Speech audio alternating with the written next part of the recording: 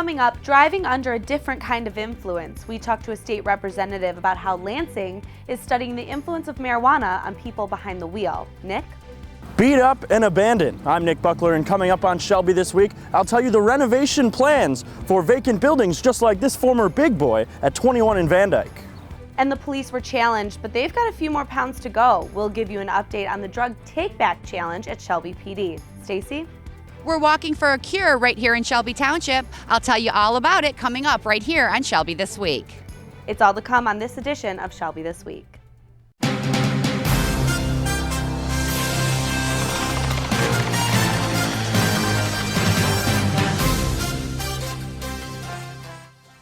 Would you explain to the public, just for the... I'm not going to explain anything. Mr. Chairman, you are being argumentative. It's a he said case that has state police investigating.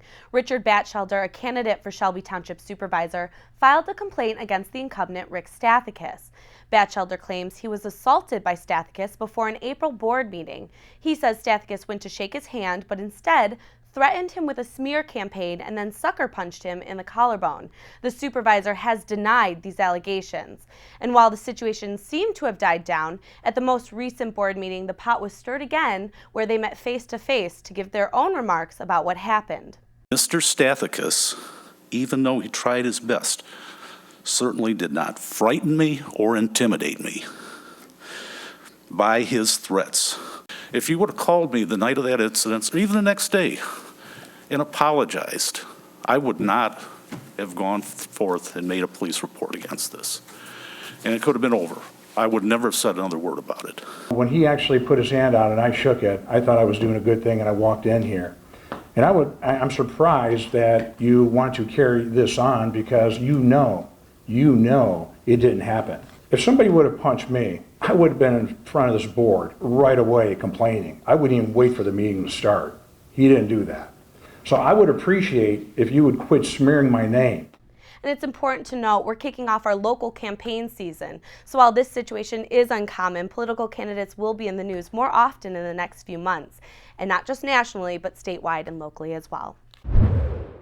They're known as family-friendly dogs. Yellow Labs are one of the most popular breeds in America. But as Charlie Cadotto reports, a usually friendly dog is on the other side of the story. That's right, Kelly. When we hear about dog attacks, we're usually talking about a Rottweiler, maybe a Pit Bull. But a Shelby Township family is learning that breed may not matter.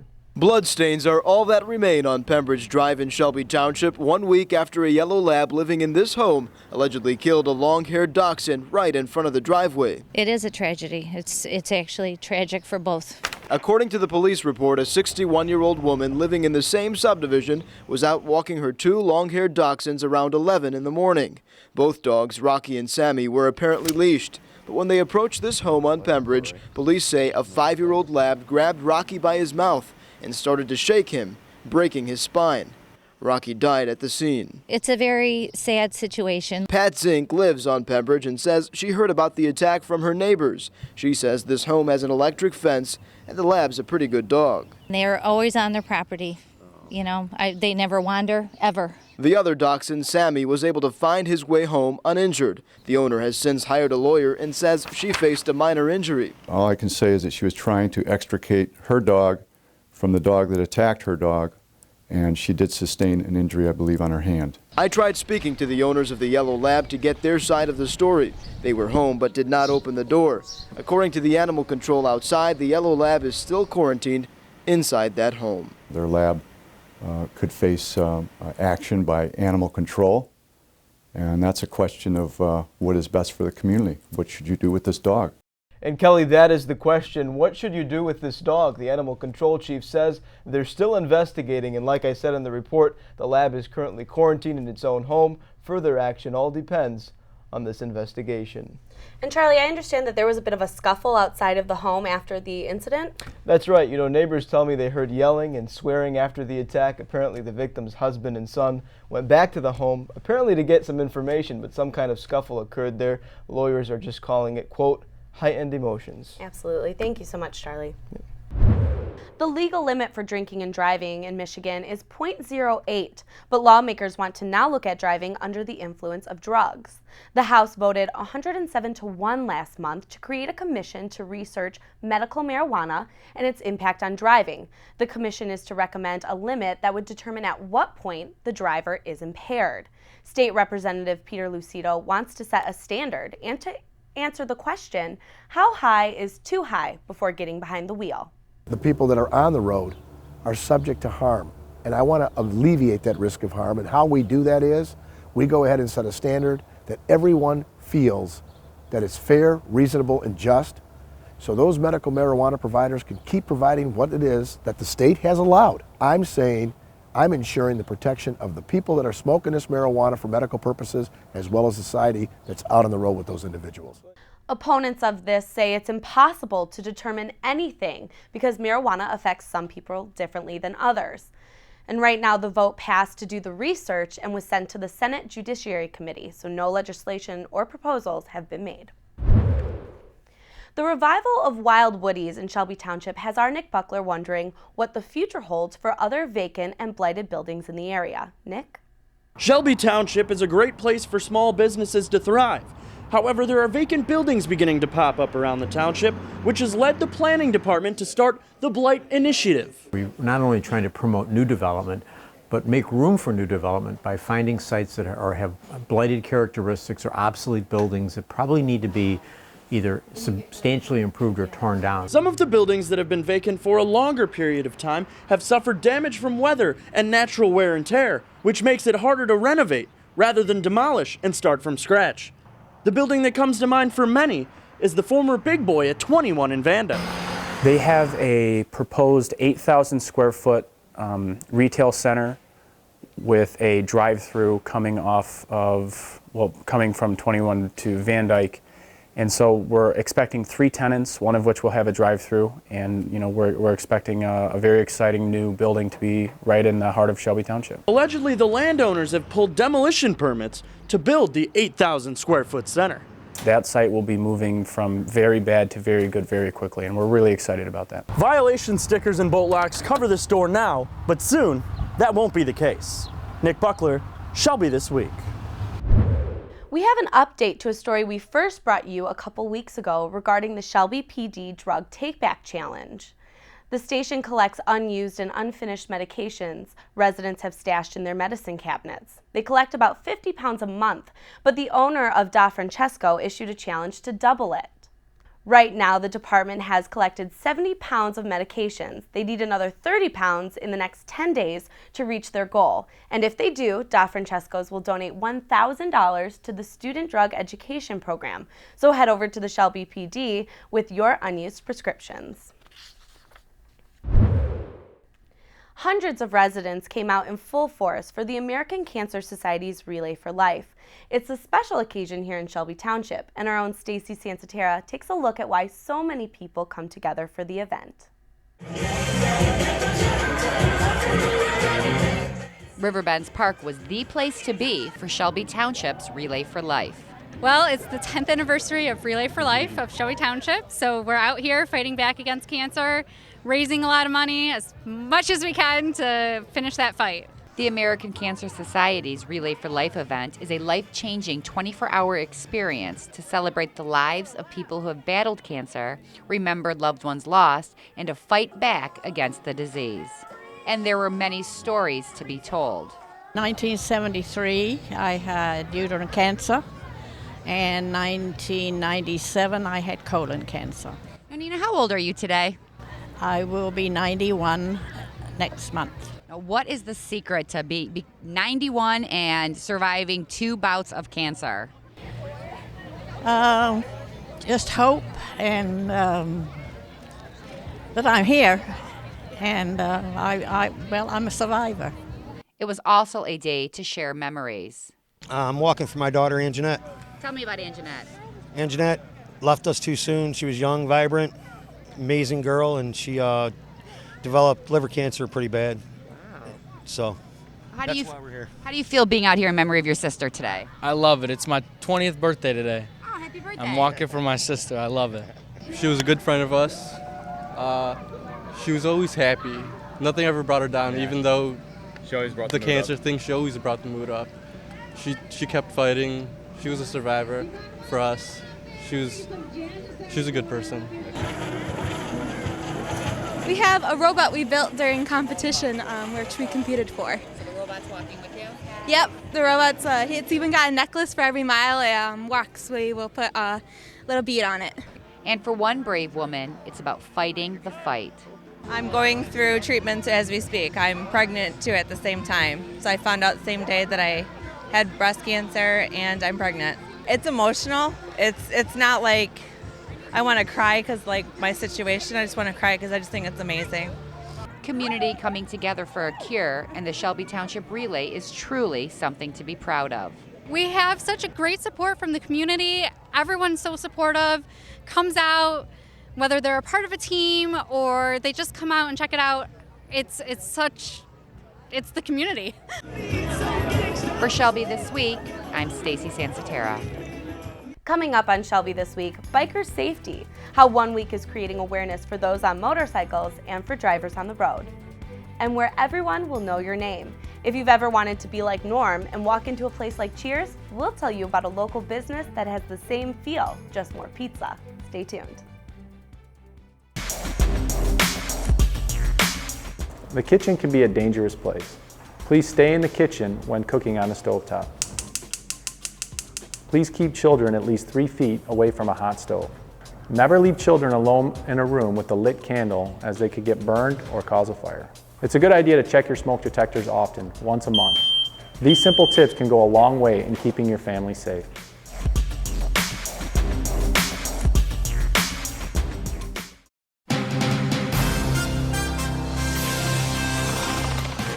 May is Motorcycle Safety Awareness Month. According to the National Highway Traffic Safety Administration, more than 4,500 motorcyclists died in 2014. Charlie Cadotto tells us what local law enforcement is doing to be one step ahead of a tragedy. The video speaks for itself. The shock, the fear, not knowing if your loved one's okay. You can see the panic after this motorcycle crash on Van Dyke and 21 Mile. Police say it could have been prevented. Well, we have to be prepared, and we have to have an A plan, a B plan, and a C plan for every intersection we come into. Lieutenant Jeff Daniel has been with Shelby PD for 20 years, 9 of those years spent on the motor squad. When it comes to motorcycles, he's seen it all. The problem is most motorcycle operators outride the ability of what the actual motorcycle can do. Lieutenant Daniel says with proper attention and training, crashes like this one can be prevented at the hands of the driver. So every intersection you come up to when you're driving your motorcycle, you need to be prepared to come to that complete stop. Just in time for this month, Lieutenant Daniel is training other officers and volunteers across the county to be prepared while on their motorcycles. You should take some training courses. I see it a lot on the road where people do things that really aren't safe. It usually gives the students the most stress. May is Motorcycle Safety Awareness Month, a project organized by the National Highway Traffic Safety Administration. It teams up with law enforcement agencies across the country and hopes to remind people to drive extra safe on a motorcycle. Well, the whole project and the idea behind it is to make sure that we can do what we can to reduce motorcycle crashes. People here in Michigan and in the Northwest in general tend to forget about the motorcycles. We spend, a good half of the year driving in the snow where we're not operating. So the next time you're driving near a motorcycle, open your eyes, get off your phone, and always be prepared. We gotta come to a complete stop and then get out of the way. For Shelby This Week, I'm Charlie Cadotto.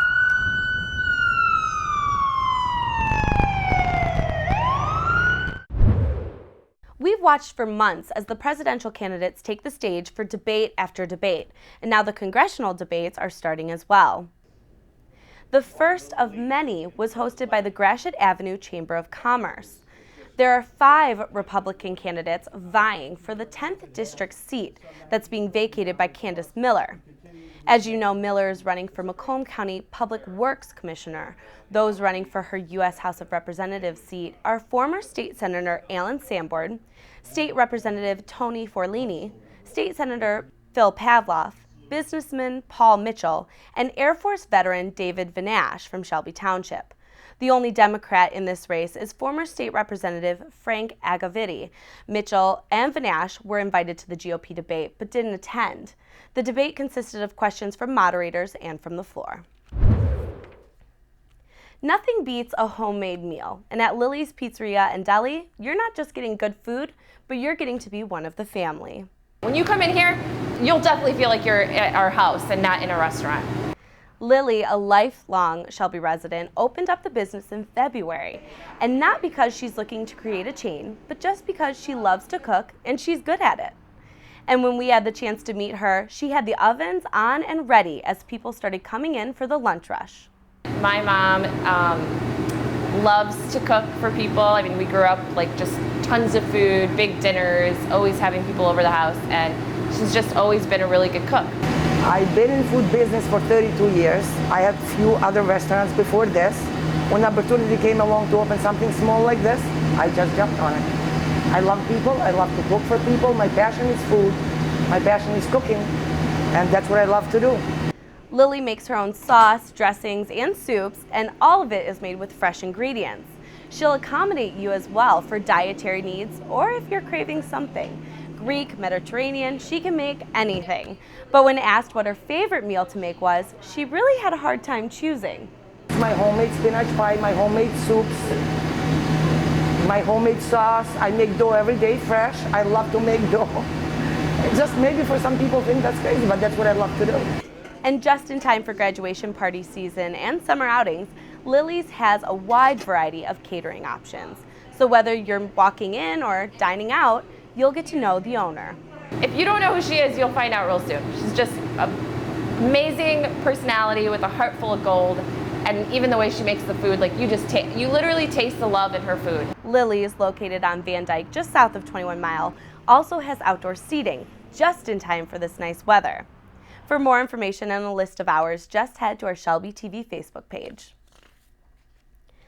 Some have named them circles of death, but the purpose of roundabouts is to keep traffic flowing in a consistent manner. So are they safe? There are more than 100 roundabouts already in the state. Police and Michigan auto law have analyzed crash reports. They highlighted the top 10 traffic circles that have the most crashes, and 3 of them are in our area. The second most dangerous one is at Van Dyke and 18.5 Mile Road in Sterling Heights, with 124 crashes. Here's a list of the top 10 most dangerous traffic circles. At number 1 is the roundabout at Martin Parkway and Pontiac Trail in Commerce Township, with 186 total crashes in 2015. And closer to home at number 10 is the one at Romeo Plank and 19 Mile Road in Clinton Township, with 37 crashes. But it's important to note, police say traffic circles decrease the number of serious injuries in crashes, and they've done just that. So they are in fact safer than intersections. And there are plans for 20 new traffic circles within the next year, so we're bound to cross them more and more in the future. Michigan Department of Community Health says flu season is officially over, and it packed a lighter punch this year for Michigan and Macomb County. In 2015, there were just under 400,000 flu and flu-like cases across the state. This year, that number is just over 150,000 cases, almost half as many. In Macomb County, nearly 1,800 cases of influenza and more than 11,000 of flu-like diseases have been reported. Local health officials say these cases were not just less in number, but also less severe as well. It could be that more people got the vaccine, which was also a better match for this year's strain of flu. The winter was also milder than the other years, which could have also played a role. Still to come on Shelby this week, heading into 100 years, we'll tell you how Selfridge Air Base is planning to celebrate its centennial anniversary. And we've come to know them as the Flag Guys.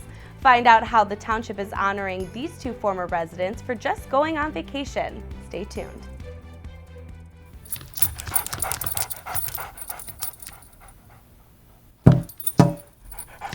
There's a shelter pet who wants to meet you. Meet one today. Visit theshelterpetproject.org.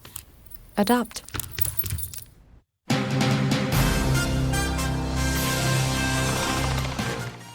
The Macomb County Farm Bureau is encouraging you to take a drive just 5 miles north of Shelby Township to learn more about what you're putting in your body. Local farmers, politicians, and food activists came together to talk about controlling the narrative when it comes to food. The dinner was to help provide helpful information about GMOs. They say GMOs are in fact safe and don't contain pesticides. They also informed residents that Macomb County is a place where eating farm to table is easy. What I would encourage people to do is to either know a farmer, know the food system, or know the science of what's happening on their plate. It really does not need to be a guilt-ridden grocery store trip. Food is meant to be celebrated. We're one of the more diverse counties in Michigan because of our unique niches that come about with living so close to urban areas. Residents are encouraged to connect with farmers to learn more about what they're eating from them, rather than going from online activists and food bloggers. For more information, just head to our Shelby TV Facebook page. Selfridge Air Base is turning 100 years old, and while this won't happen officially until August of next year, our own Austin Last tells us how Selfridge officials are preparing to announce their plans for 2017's centennial celebration. The Selfridge Air National Guard Base was built in Harrison Township in 1917. In August of 2017, the base will celebrate its 100th anniversary.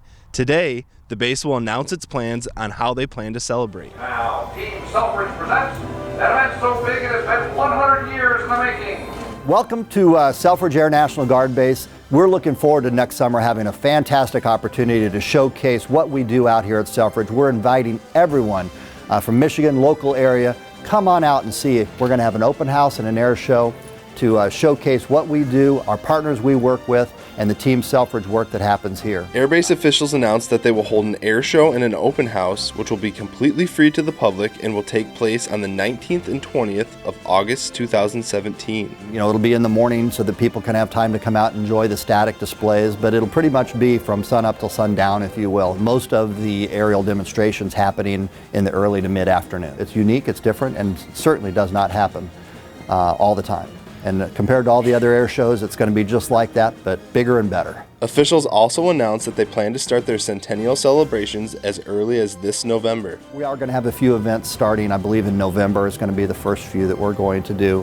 But then come springtime and all, we're going to start doing a lot of different things, reaching out to the community, a lot of things where we can engage together with them. And then all, like I said, going to culminate in August with the open house and air show here at Selfridge.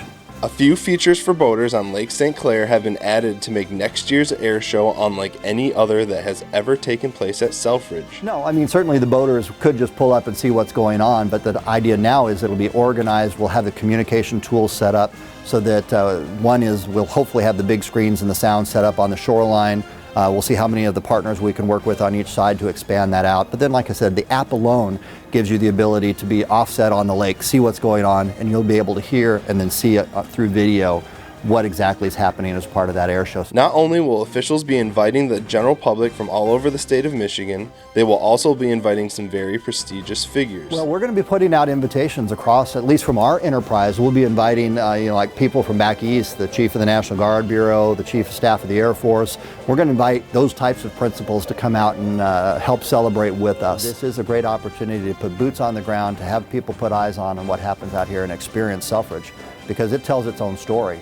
If we can just get the folks out here, we can use this opportunity to do that. Come on out and enjoy it with us. It's going to be a fantastic time. They're known for bringing the Shelby Township flag with them on vacation, and now they have a new historic flag to take pictures with. You might remember the story we did on these two former Shelby residents, Matt Ebdo and Jordan Corsetti. They've brought the township flag with them on vacations to Columbia and to the Bonnaroo Music Festival. Each time they take a picture with it, displaying their hometown pride, and our story got lots of attention. So much so that at the most recent board meeting, the Board of Trustees honored Matt and Jordan for their pride and loyalty to Shelby. And they couldn't have been more excited and humbled by the honor. We're honored to be recognized for the tremendous hometown pride that we have. As Matt said, it's a truly humbling experience, and it's nice to know that having some pride in where you're from can be recognized. I didn't think that having hometown pride would get us recognized by the Shelby Township City Council. The fact that we've been, given a flag by the veterans who, so proudly served our country and recognized by the people of Shelby Township is a really good feeling. Matt and Jordan were given the official township flag that's been flying for years above the Shelby Veterans Memorial. Congratulations to them, and we can't wait to see where the flag will travel to next. And that's it for us at Shelby this week. You can watch us all the time on Facebook. Just search Shelby TV. We'll leave you now with more from Relay for Life. Thanks for watching.